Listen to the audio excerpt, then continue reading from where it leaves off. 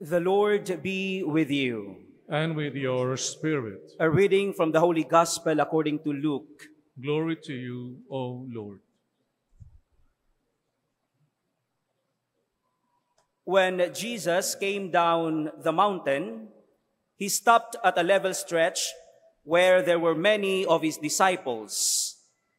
A large crowd of people was with them from all Judea and Jerusalem and the coast of Tyre and Sidon. Then, raising his eyes to his disciples, he said, "Blessed are you poor. The reign of God is yours. Blessed are you who hunger. Filled you shall be. Blessed are you who are weeping. You shall laugh. Blessed shall you be when men hate you, when they ostracize you and insult you, and proscribe your name as evil because of the Son of Man. On the day they do so, rejoice and exult, for your reward shall be great in heaven. Thus it was that their fathers treated the prophets. But woe to you, rich, for your consolation is now. Woe to you who are full, you shall go hungry. Woe to you who laugh now, you shall weep in your grief. Woe to you when all speak well of you. Their fathers treated the false prophets in just this way."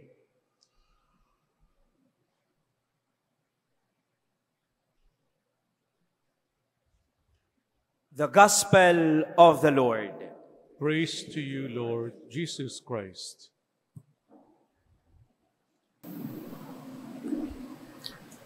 Come, Holy Spirit, bless this unworthy priest, and bless all the people who listen to your word. Come, Holy Spirit, come. Sisters and brothers, thank you again for the love, the sacrifice. God always appreciates whatever we can offer Him. And today, sisters and brothers, tignan mo nga yung katabi mo. Mukhang maswerte ba yung katabi mo na yan? Magpaswerte ka naman. Yung pagpagin mo, baka lumipat yung swerte. Husband and wife na naririto, masasabi mo ba sa wife mo, alam mo, swerte ako sa iyo? Anong kabaliktaran ng swerte? Malas. Ako. Tignan nyo. What the Lord is telling us today is the Beatitudes. Mapalad tayo. We are blessed. Kasi kung swerte lang po pag-uusapan, napakababaw. For example, right now, ikaw nasa likod ng simbahan, wala kang upuan. Swerte naman yung mga nandyan, nakaupo sila. Malas ko naman. Ganon ang mindset. We compare worldly blessings, etc. That's why the Beatitudes bring us deeper. Kunwari, ngayon nakatayo ka dyan, hindi ka maiinggit kasi Lord, mapalad pa rin ako. Kasi po, nakapasok ko sa simbahan, mapalad pa rin ako, may chance akong mag-offer ng sakripisyo pa more for you. See how the Beatitudes equalize all of us. Kasi kung swerte-swertehan lang, para namang, wow, sobra naman sila maswerte. O ngayon, mga husband and wife, masasabi mo ba sa misis mo, mister mo, alam mo, mapalad ako sa iyo. Parang ayaw pa rin sabihin.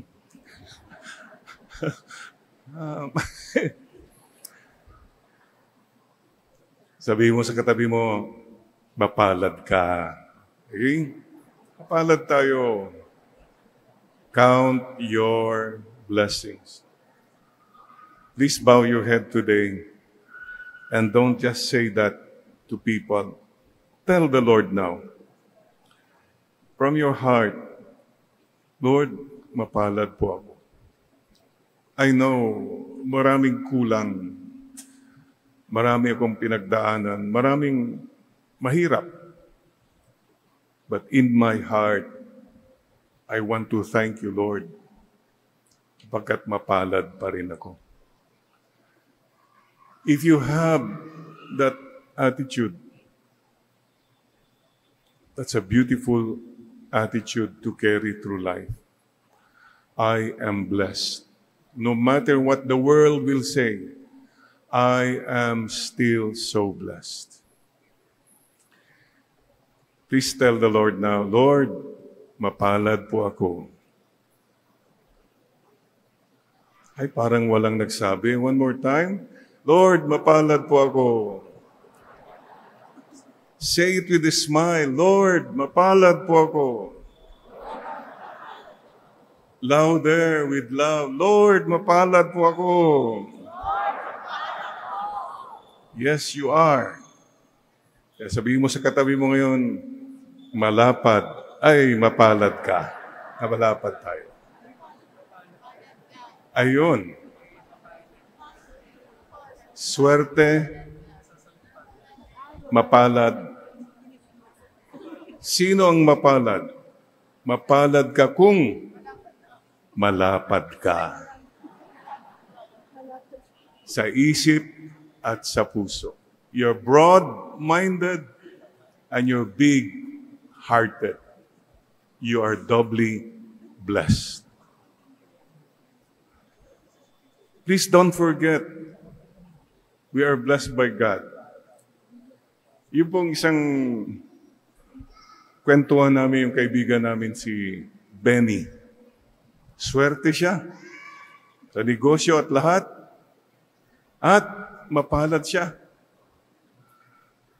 Pamilya at lahat. But higit sa lahat, malapad po siya. Literally, malapad po si Benny, pero malapad po ang puso.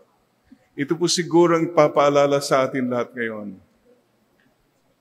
Sana doubly blessed ka, na kung may natanggap ka, marunong ka ring magbigay sa iba. Paki-check nga natin po mga kapatid. Family. Swerte ka lang ba sa pamilya mo? Yeah, mayaman kayo at lahat. Pero mapalad ka ba? Blessed ba yung family nyo? Kasi po, may mayaman, pero yumaman sa kasamaan, yumaman sa pagnanakaw, magungurakot. Mayaman, swerte sila.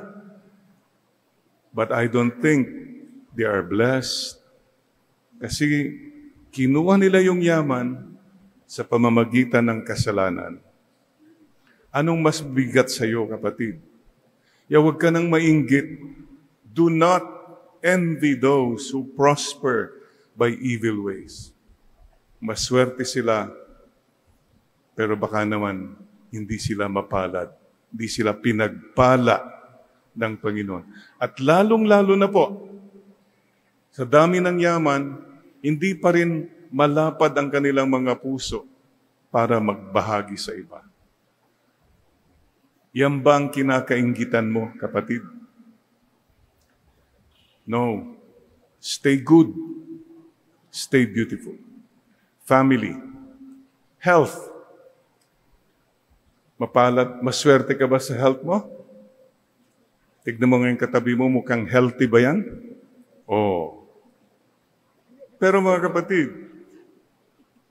anong silbi ng health kung wala namang nakikinabang sa buhay mo? Healthy ka nga pero wala kang natutulungan.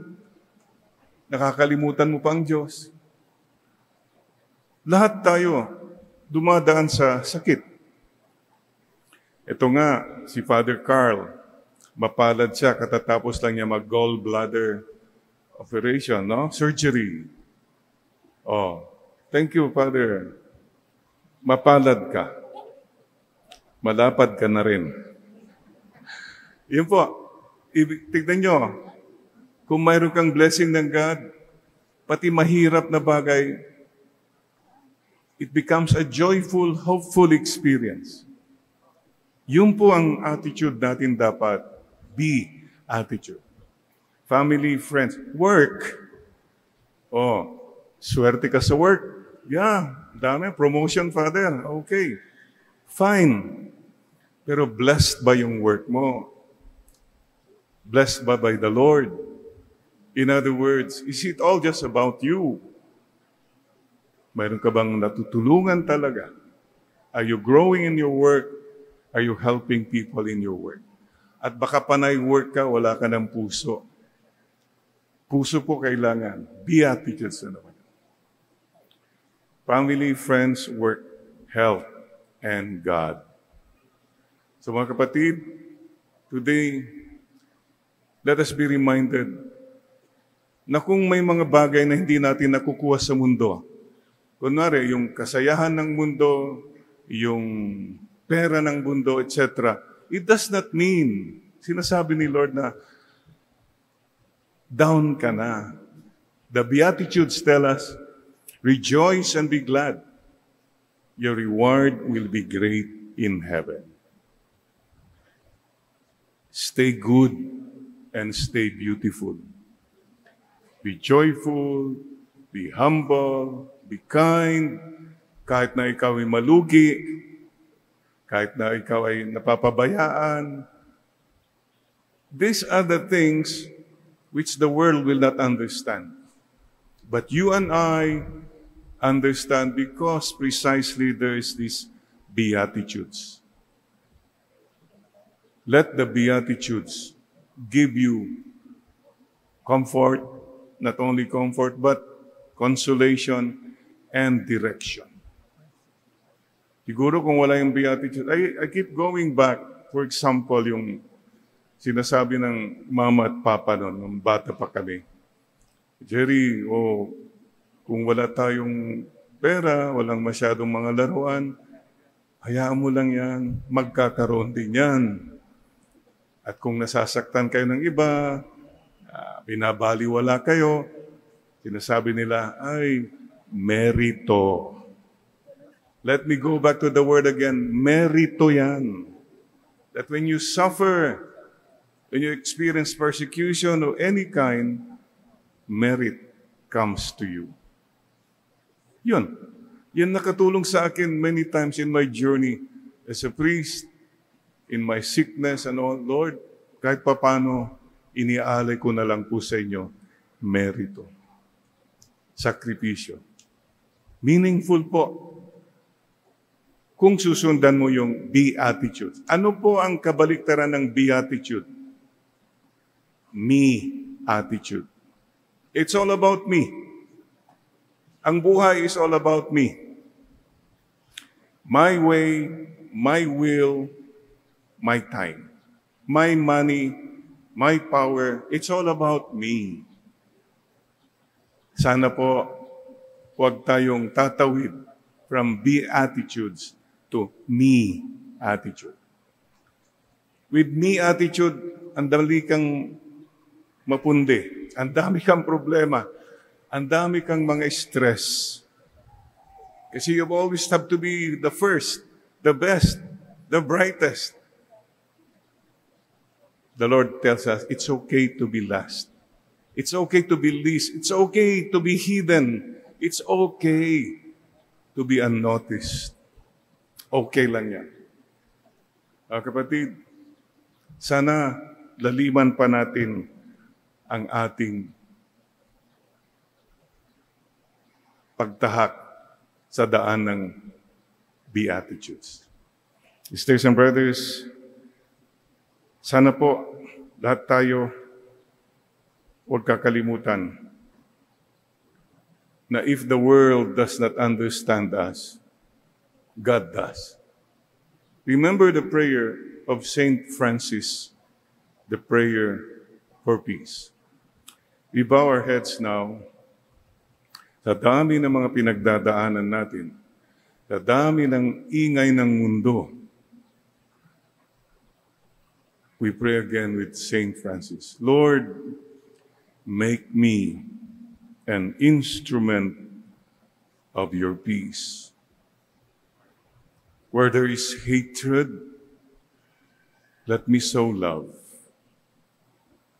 Where there is injury, pardon. Where there is darkness, light. Where there is sadness, joy. O Divine Master, grant that I may not so much seek to be consoled as to console, to be understood as to understand, to be loved as to love. For it is in giving that we receive. It is in pardoning that we are pardoned. And it is in dying that we are born to eternal life. Sana, Lord, may we listen more to you and not to the world. May we listen more to what you say and not what the world is saying. Kapatid,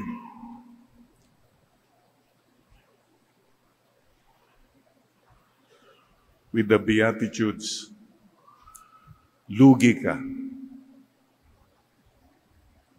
Lugi tayo, sa totoo lang. But, with the Beatitudes, we are blessed. Pinagpala tayo. And we have that joy which the world cannot give nor take away.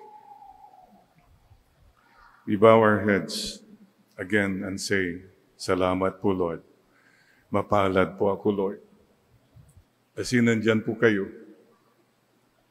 Mapalad po ako, Lord. Because I know you will never give up on me. Mapalad po kami, Lord. Sapagkat sa inyo, we are special.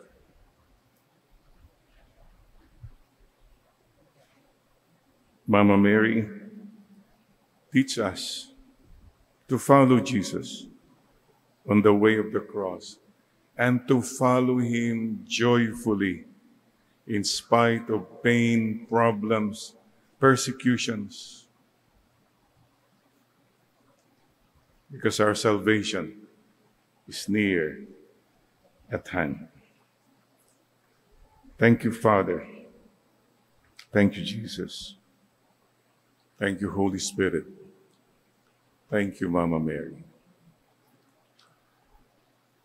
And sisters and brothers, when you feel like you're down and out and so alone and unimportant, there's a little song that I keep going back to.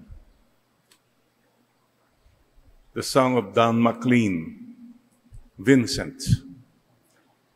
And the last line says, but I could have told you, Vincent, this world was never meant for one as beautiful as you. Please say that now, but I could have told you, say your name, Jerry, that this world was never meant for one as beautiful as you. Baka pwede mong sabihan yung katabi mo. But I could have told you, say the name nga. This world was never meant for one as beautiful as you. Starry, starry night. Yun. Oh, sabi mo nga sa katabi mo, maswerte ka, pero mas mapalad ka kung malapad ka sa iba. Yun ang connection. Mga kapatid, let's thank God for loving us, telling us again today, you are loved, you're important, you're okay. Palakpakan po natin si Lord. Thank you. Yeah. Many of us need to hear that. Many of us need to hear that again and again. Amen and amen.